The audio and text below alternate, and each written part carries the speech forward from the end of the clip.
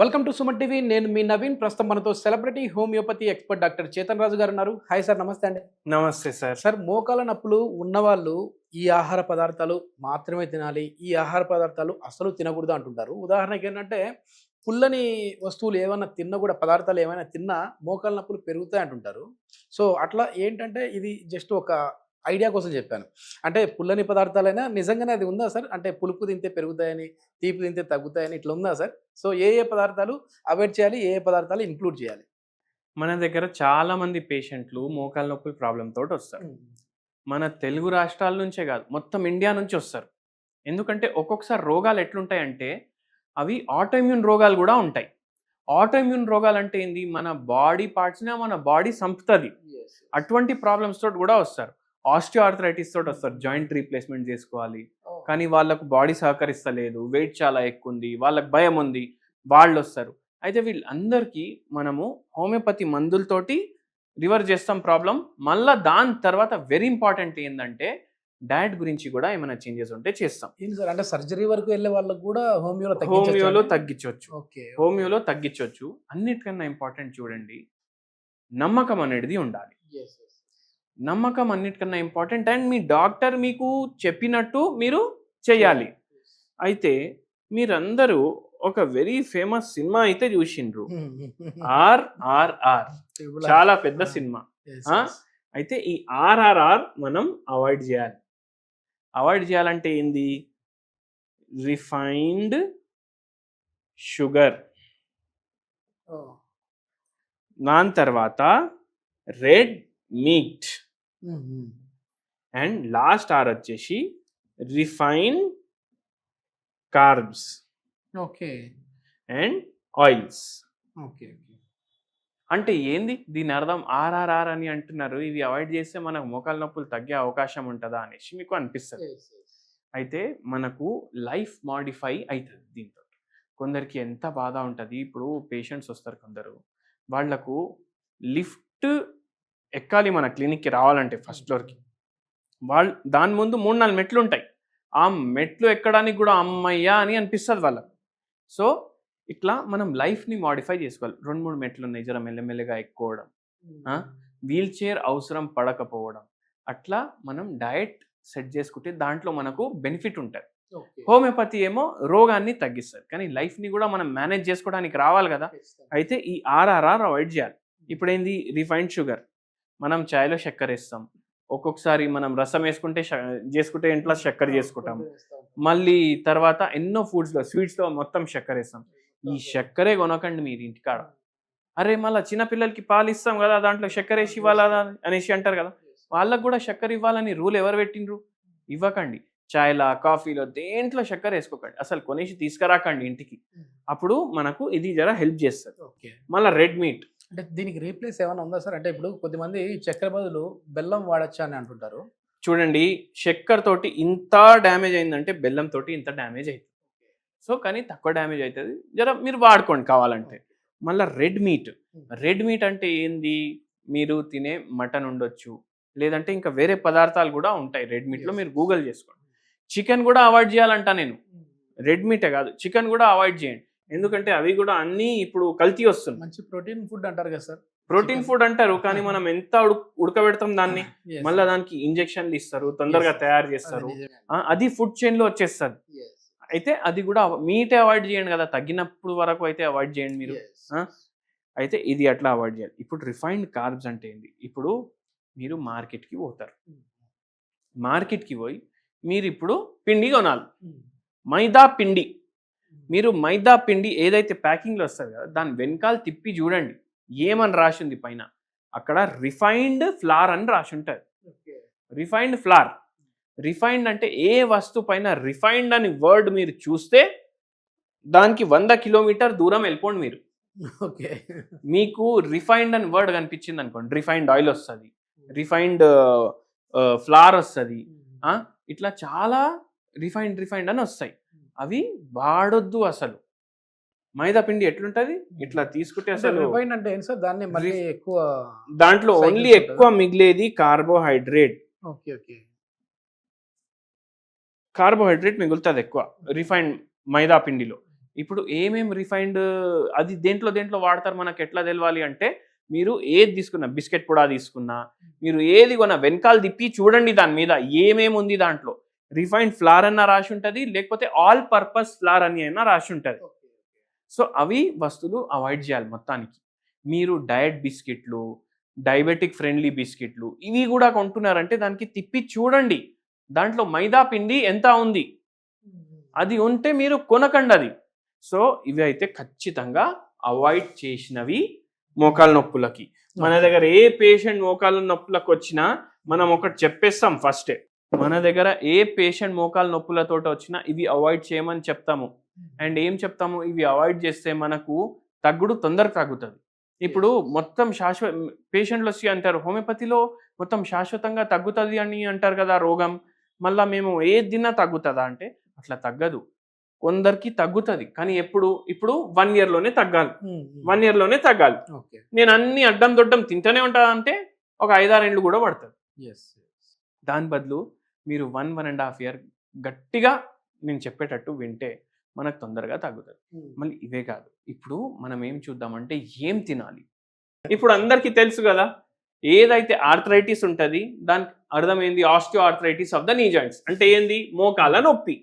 అయితే ఈ నొప్పి తగ్గడానికి మనం ఐటిస్ అని మన రోగంలో వర్డ్ ఉంది అనుకోండి. ఐటిస్ అంటే ఇప్పుడు ఆర్థరైటిస్,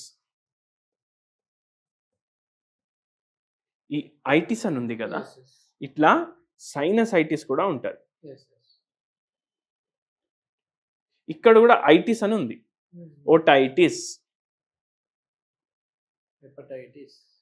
హెపటైటిస్. Correct sir. ఈ ఐటిస్ అంటే ఏంది, హెపటైటిస్ లివర్ ఉబ్బిపోయింది మీది, ఓటైటిస్ చెవులో ఉబ్బిపోయింది, సైనసైటిస్ సైనస్లు ఉబ్బిపోయినాయి, ఆర్థరైటిస్ ఉబ్బిపోయినాయి మోకాలు లేకపోతే వేరే జాయింట్లు ఉబ్బిపోయినాయి. ఈ ఉబ్బుడిని ఇంగ్లీష్ వాళ్ళు ఇన్ఫ్లమేషన్ అంటారు.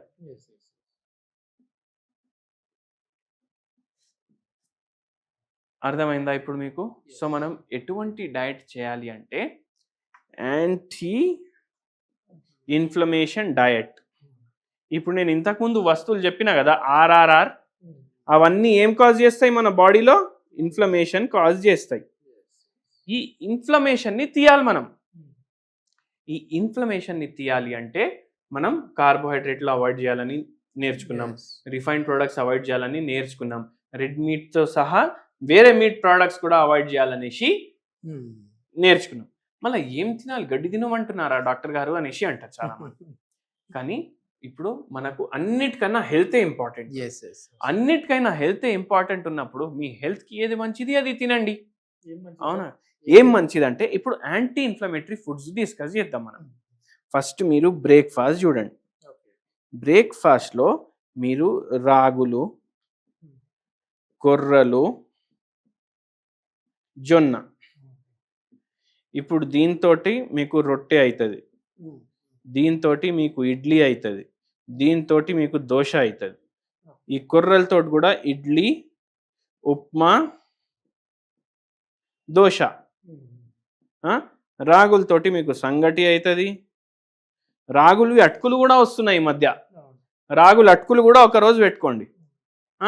మళ్ళా రాగి సరి, ఇవన్నీ తయారవుతాయి. దీంతో కూడా దోశలు తయారవుతాయి.